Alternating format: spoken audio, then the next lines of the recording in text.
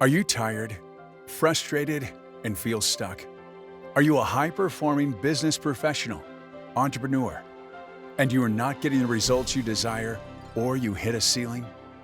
Have you been around the block and tried many modalities? You are in the right place. The answer, my friend, is in the little-known brain-soul connection. Welcome to the Brain Soul Success Show, where we learn, explore, and create your dream life. Your host, Louise Swartzwalter, created a 5-part mind-body-soul methodology that clears the subconscious blocks to success.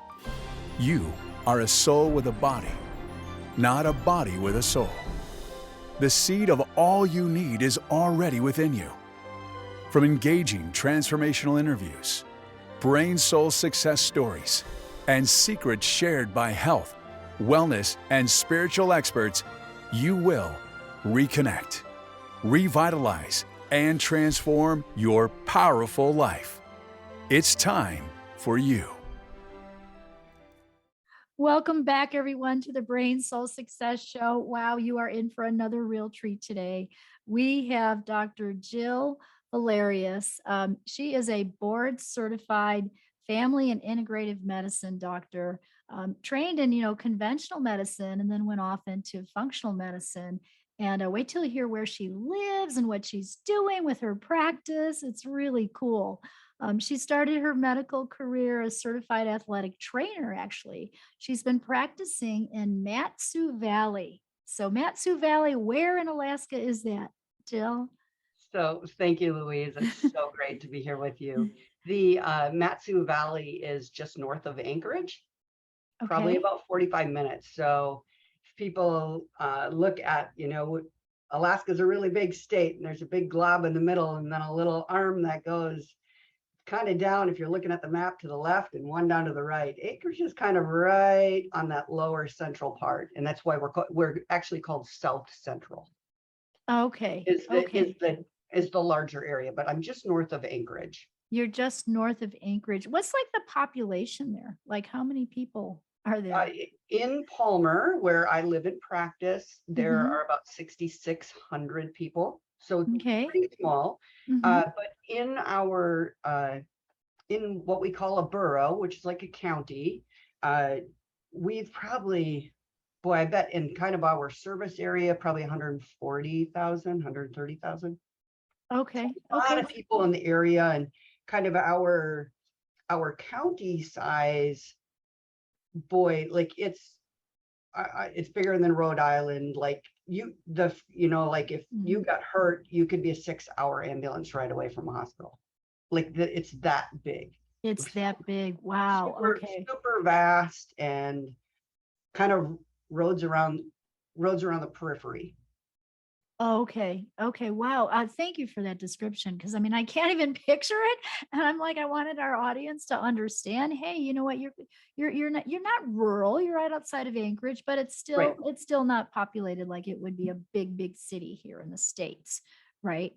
For sure. Like when you think Yeah. about the population of Alaska is only 750,000 people, Oh, like the whole state. So the whole state. Wow. Wow. That's just so cool. And the other, we're going to talk about this. I'm super excited about this because, if you are listening today and, you're a functional medicine doctor, you're a medical doctor, you're someone who's interested in natural health and healing. What you did was really cool is you created a membership based practice. Um, and we're going to talk about that. And I know you're passionate about the fact that the future of healthcare really needs to focus on educating and empowering people to make those choices to create their health rather than just diagnosing ailments and disease. You are in helping people empower them. And I know you do more than prescribing medications, you're working with your patients. You're yes, helping them learn how to stay healthy and be healthy. It's a lot more proactive, isn't it? it is. And I really feel like with the future of medicine in the last 2 years, or are we going on 2.5 years of a pandemic, has Mhm. really, really emphasized, I think, our need to focus on health and wellness. Uh, Mhm. because we, as a society and as a whole, we're clearly very vulnerable.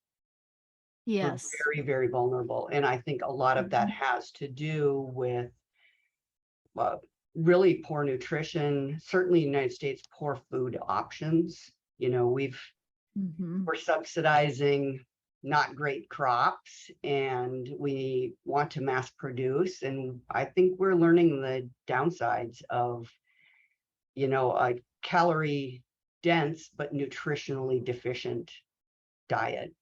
That's really a beautiful way to say that. That's exactly what's happening. Hey, you know what my secret wish is? I want to take a big one of those big dumpster things, that like when you demolition a house, and I want to break through a window of a Smith's or an Albertsons or your grocery store there.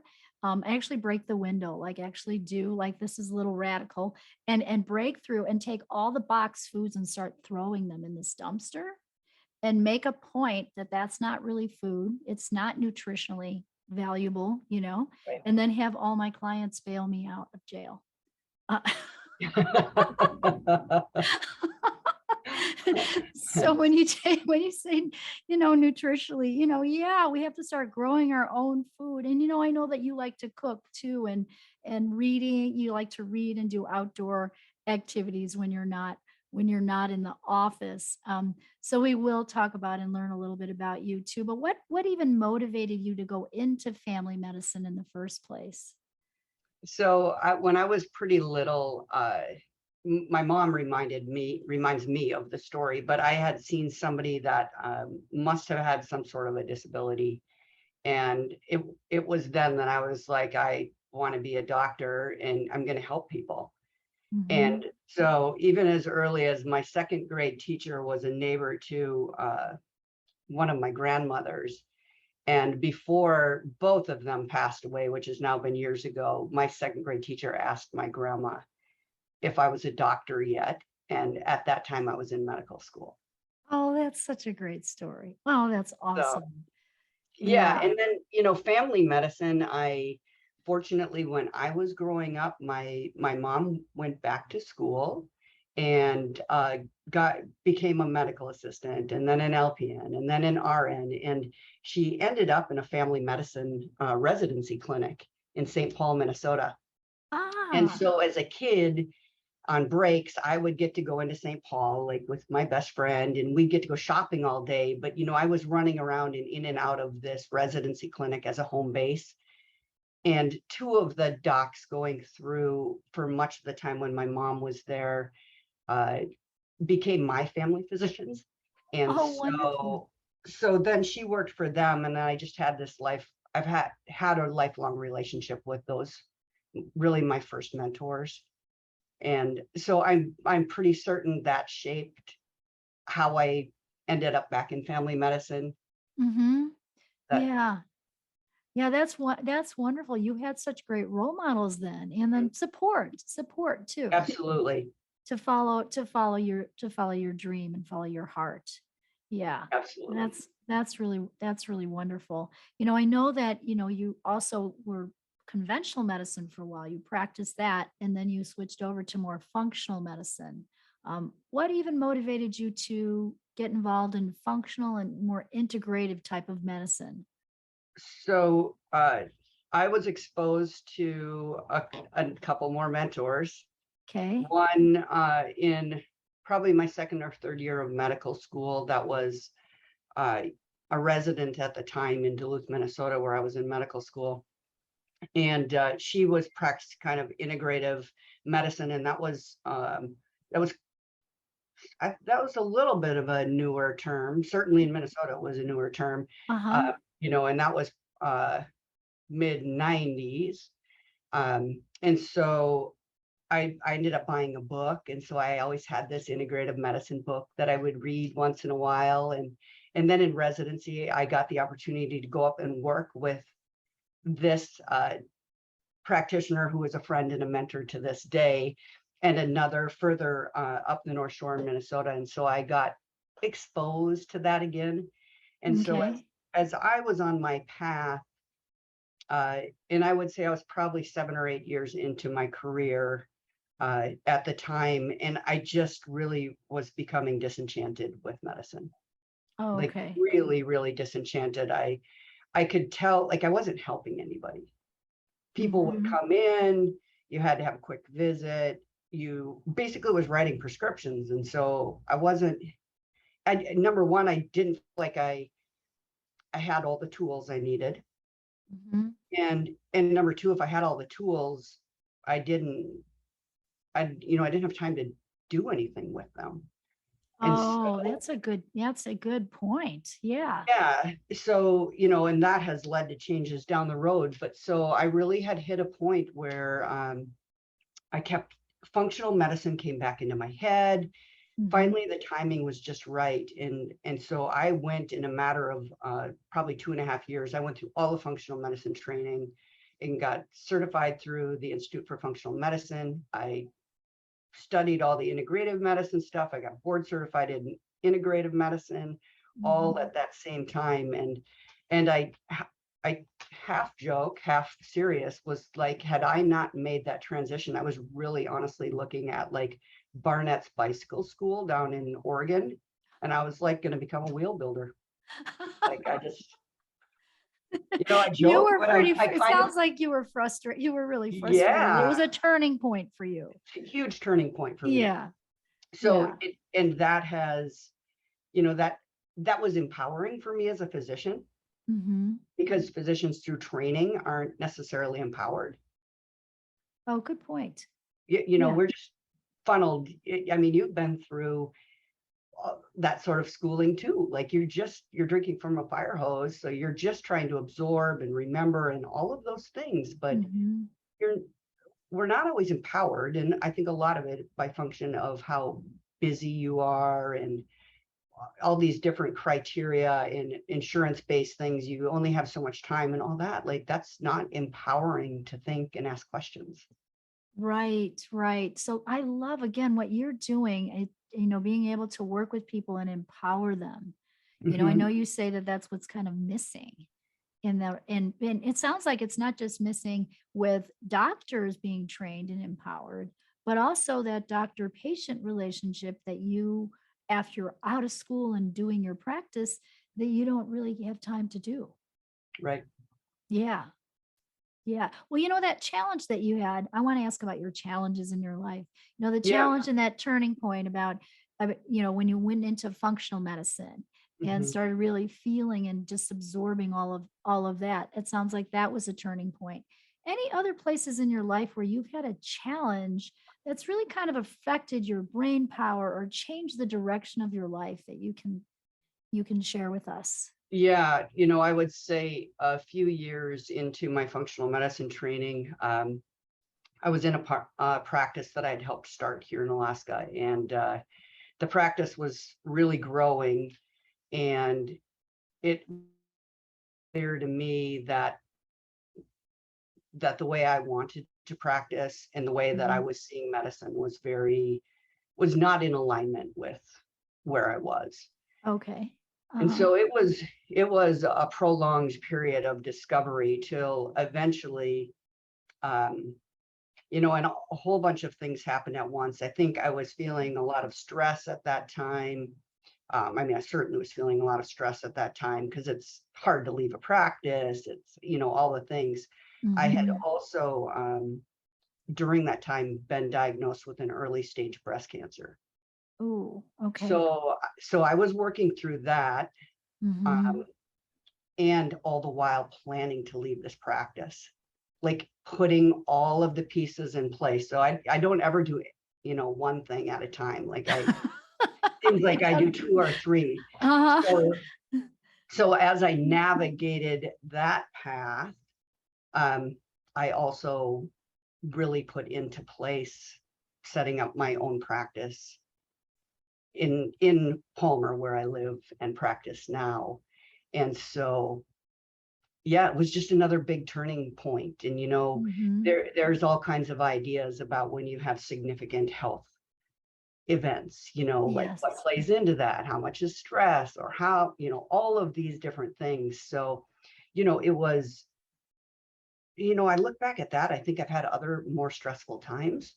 Mhm. Honestly, during that whole time, I was so focused on my health and eating and movement and meditation and yoga and all those things that, like, despite all of the stuff, like, I feel like I really was managing all of that quite well. And I think it's one of those things when you get into major decision points, we all have to hit a point sometimes where staying, it becomes, if painful is the right word, Mhm.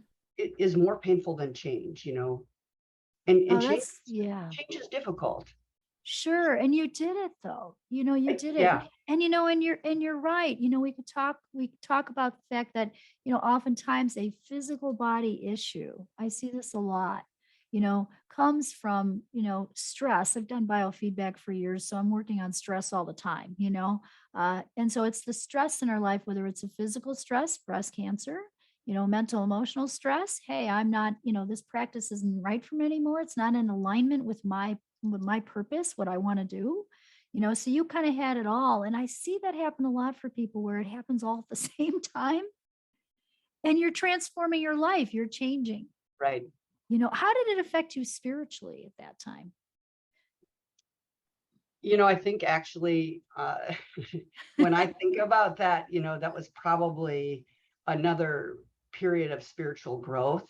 Hmm. And being on my own in practice, I think we all, like, people think things happen in this, logarithmic way, or, things happen and they go down and up. But that was really a boost in my spiritual growth.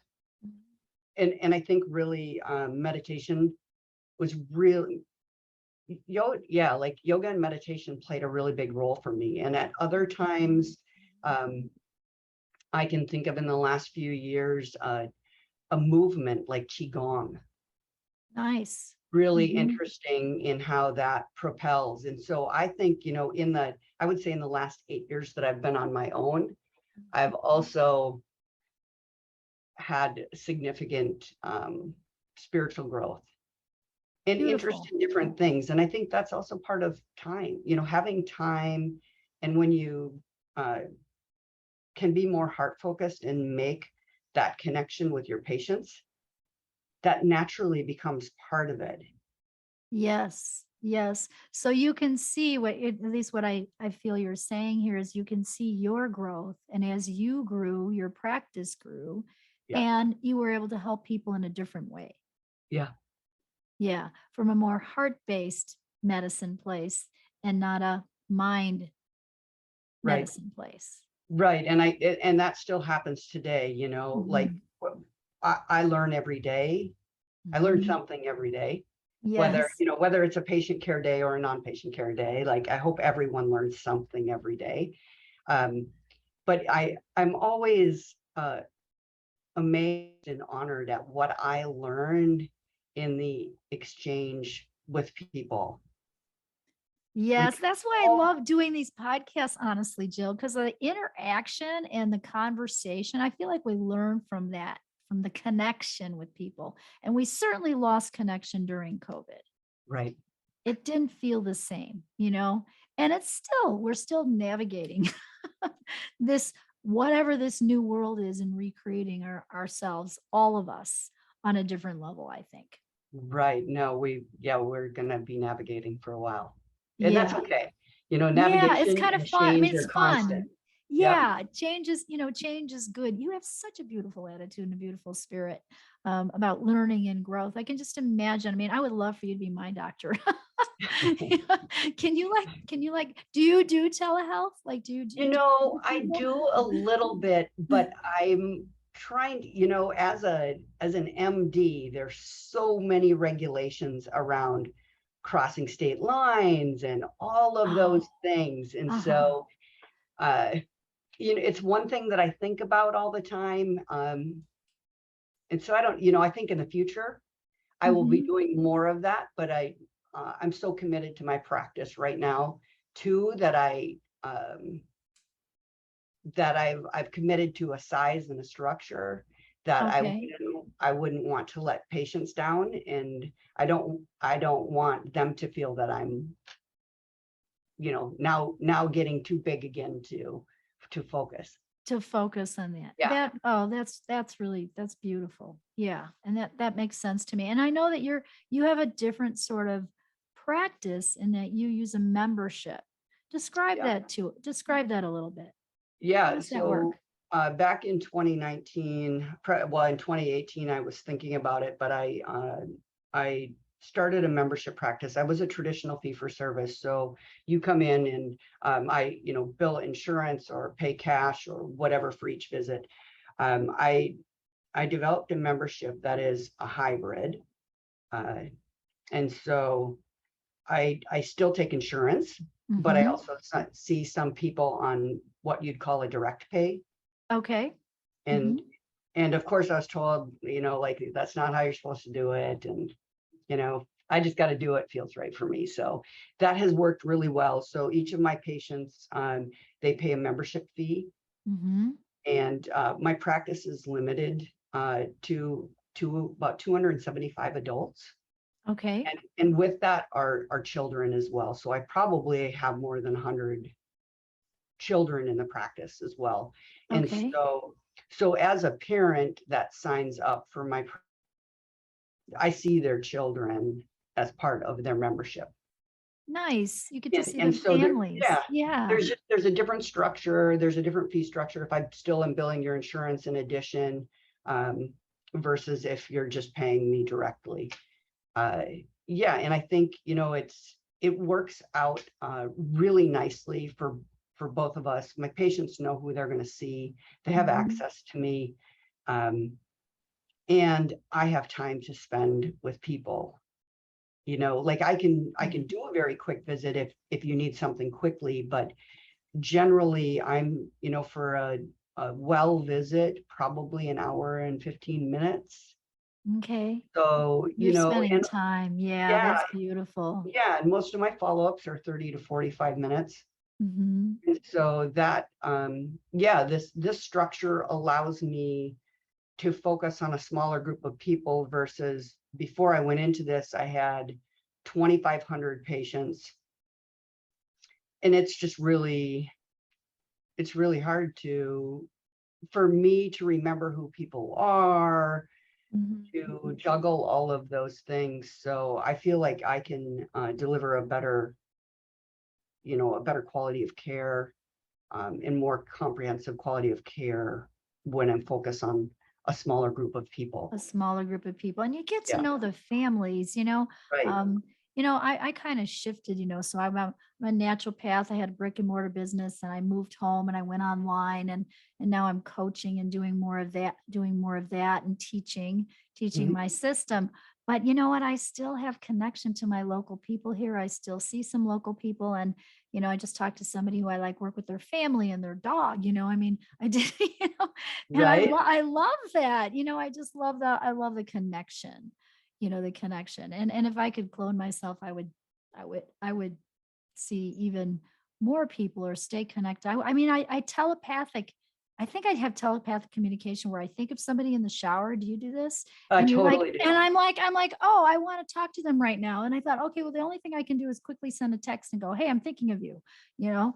Uh, so Yeah. I do. I just want all of my people to know that I'm still very connected to them, even if we haven't talked. Yeah. And for me, Yeah. this was a way, and I think it's so important that functional medicine sometimes gets put in this box, like it only deals with really complex things. And I know many of my colleagues only act as consultants. And so Okay. somebody has to have a primary care physician. And I have the advantage of that I am a family medicine trained Yes. physician. Yeah, I've delivered babies in the past. I've done all of the things. But to me, it really goes hand in hand with family medicine, because Mhm. if functional medicine is only used at times of stress and strain and disease and burden, Mhm. to me, like if we really want to change the system, it's talking about food and, things during pre-pregnancy, Mhm. the whole life. And with kids, like I love to hand out little sheets that I get through functional medicine that like talks about different colors and challenge kids, can you get, like, if we start out one of each of these colors a day, can you then get two of each color a day in your diet with food that you're eating? And I'm like, and it can't be Fruit Loops or Skittles, those don't count, but Right.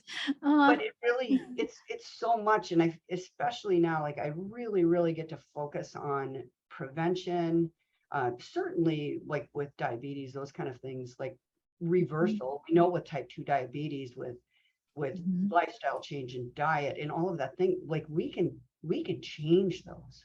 Of course we can. In fact, my plumber just said, so I had a plumber who just said, yeah, went to the doctor and yeah, I was pre-diabetic. He goes, so I just stopped drinking soda and my numbers are already better. And I'm like, good for you, so this is, our normal world.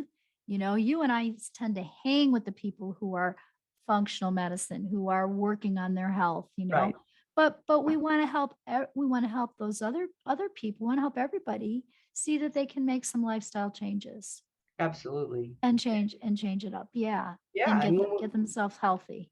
right, we can impact each of these individuals and their families, which then helps them impact those around them. So that's how we can implement change, in our grassroots way. Yes, and it sounds like you're doing such a great job with that. So kudos to you, and thank goodness because you're in a small little area, and they're so grateful, I'm sure, to have you there, Jill.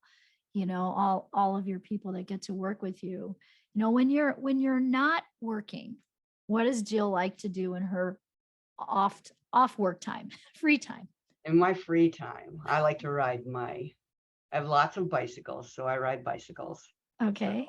mountain bikes and gravel bikes and road bikes and my little cruiser around town bike, Oh, those fun. little things. So I like to bike, and I bike year round, so I bike in the winter as well. But I also run and hike and like you, I have a garden at home. Um, I like to cook. I like to read. It, Wonderful. yeah, it's almost too many things that I like to do that You like to do. I can't do them all. And I like to camp and travel around this. The state is really amazing. Yeah, I mean, wow, I'm just thinking, I'm starting to see pictures in my mind as I'm talking to you of Alaska, and I've never been. I'm going to come visit you. Okay, It's on my bucket list. you should come visit I've got me. to get to It's so beautiful here. I've got to get to Alaska. Oh gosh, that sounds wonderful. And so you're keeping your body healthy by all the exercise that you do, and I know that you eat right, and you're also really helping your families. It sounds like teaching them. So you're teaching, Trying. yeah, yeah, you're teaching them how to stay healthy. Yeah. It. How do you keep your? Would you say you keep your brain healthy? What works for you? Sleep. Sleep. Okay. Sleep is really important to me. Obviously, nutrition, movement, those Mhm. things, all of those things are really important, really. Yeah. I mean, movement is so imperative and sleep. And Uh, sleep. and Mhm. yeah, and nutrition. Like those are the things that we've got to do. And, the other thing I do is I meditate. I meditate and journal too. So those are other Wonderful. things that are pretty important to me. You know what? Do you ever teach your patients that? We talk about meditation. You know?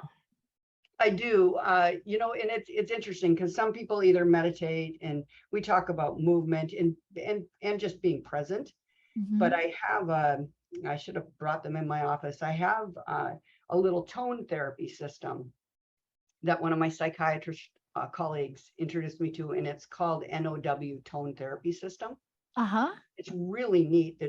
They're like little hockey pucks. There's two little discs. It's binaural beats. Oh, cool. And so when you come into if you come into my office after, like, before or after vitals are done and those kind of things, you're going to be handed this tone therapy system, and Nice. we turn them on. It's 3 minutes, Uh-huh. And so most people are like, wow, like, That's that's great. cool, or what is that? Um, and so, like, I guess I'm always trying to look for ways to introduce. Mhm. Sometimes when you say meditate, people are just like, I can't sit still. Right, they can't, yeah, they don't even Yeah, wanna try. There's a block against that. I see that with some sure. people. Yeah. Or they're Mhm. like, my mind's too busy. And, so sometimes breathing, 4-7-8 breathing. I will use these tones. People love these tones because Yes. I think that's enough of a distraction. Um, It's but that sound quiets the therapy, mind. It is. it's sound therapy, and, when you think about in ancient times, we went to the, concerts. Yeah. I mean, I'm saying ancient times. I'm thinking of the old concerts with all the classical music. I mean, even if we went back a couple hundred Mhm. years, and how important music was and sound was, and the Gregorian monks chant the Right. solfeggio frequencies. I use that a lot. I play that in a biofeedback device for people and send them to YouTube to listen to sound therapy for even helping with different ailments in their body, the frequency. Right. No, I was Yeah. listening to those this morning. Yeah. Yeah. So there's so much, we can do today. And I love the openness of what you're able to give your people, Mhm. there, and the whole direction that you took your medicine. And so kudos to you. Congratulations, Jill, on integrating all of this so you become more an integrative medicine doctor. I just love the fact that you have all the background, like when I get to talk to medical doctors who are studying functional medicine, I'm like, oh my gosh, that's so cool. You're going to have such a great background that you can help people with. Right. So that's so beautiful. That's just really, really beautiful. Gosh, thank you so much for being with us today. If you were going to leave our audience with one tip, one health tip, what would it be? One health tip. One One health tip. thing that I would say that I would like to empower everyone. Number Mhm. one, um, we have, and our bodies have the ability to heal themselves Uh-huh. in most cases. And I would say, ask why. Ask why when you have, if you are told you have high blood pressure, if you're told that you have type 2 diabetes, Mhm. start asking why. Like, whether you ask why of your healthcare practitioner or physician, Mhm. like, because that's what starts to get us there. These diagnoses, to me, rather than being, we'll say, a tombstone, they really are a great point at which we can say, why is this happening? Like, how can I reverse that? And I Uh-huh. feel like that's often missing. And I would encourage people to ask questions.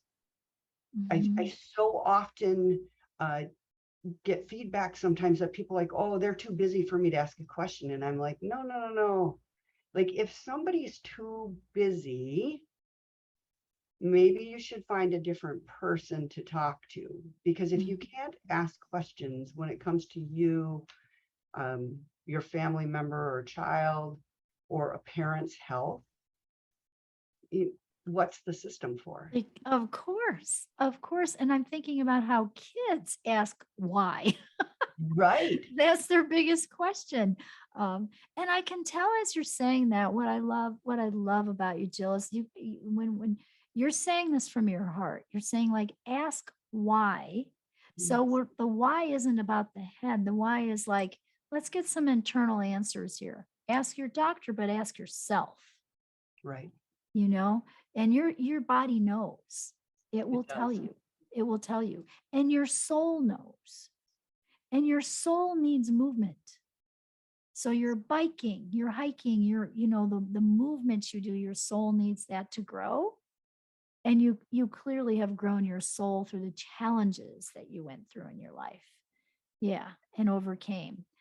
This has just Yeah. been, this is, yeah. Yeah, we all do, right? We're all on that path. And especially right now, we're being called to grow on a bigger level. We than ever before, and to really get a spiritual practice or a deeper faith, whatever that is for each individual person.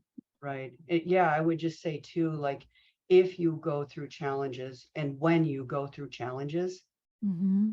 look look beyond, try to look beyond. It's hard sometimes when you're in the middle of a challenge, but look beyond and try to figure out, what is the message? What am I learning here? What good, even if it feels horrible and overwhelming, like what can I take away from this in terms of growth? Because though we do learn most about ourselves, and our interactions through those challenges. Like that's where we have Yes. our biggest leaps. And so, yeah, it's so important. Ask why, think why, wonder why. That's oh, that's great. I love it. So the why. So let's leave it at that. Thank you so much again for being with us today and sharing your wisdom and sharing your heart, and your story, and all the good things that you're doing in the world. And you can reach out to Jill on her website. It's nowhealthpalmer.com. So definitely reach out to her there. And if you're listening from Alaska, go see her in person. you know and if you visit too, I'm sure she would love to connect with you. So again, thank you so much, Jill, for being here. And until next time, everyone, follow your heart, but take your brain with you. Thank you, Louise, and thanks for all that you're doing, uh, especially in terms of brain and soul and all the it's been healing. fun, so fun. So this has been enlightening. Thank you again. Have a great day.